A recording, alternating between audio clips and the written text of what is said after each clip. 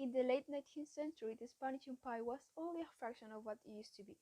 In Cuba, there was a growing demand for independence that ended up in a revolution. However, the Spanish army emerged victorious. During the century, attempts of revolution occurred. The USA was the great power in the Western Hemisphere and wished to expand the influence. That's why they wanted to take over Cuba. Cuba was a source of money due to the production of habanos and brown sugar. Also, its location was perfect to control its movements. In Cuba, revolutionaries were locked down in concentration campsites, when they mostly died of hunger and diseases.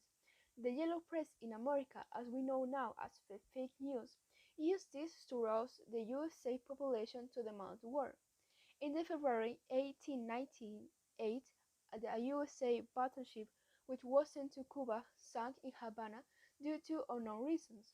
In April 1898, war broke out, and it was clear that the USA had the upper hand in Philippines, so they defeated the Spanish Navy in the Battle of Manila Bay.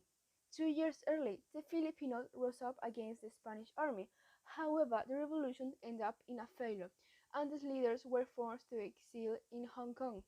The United States transported these leaders back into the Philippines and landed near Santiago, hoping they'd take the city. The Spanish were able to put some resistance, however, the American forces were able to beat them at the Battle of San Juan Hill. In July, where Teddy Roosevelt earned his fame, Americans ended up invading Santiago.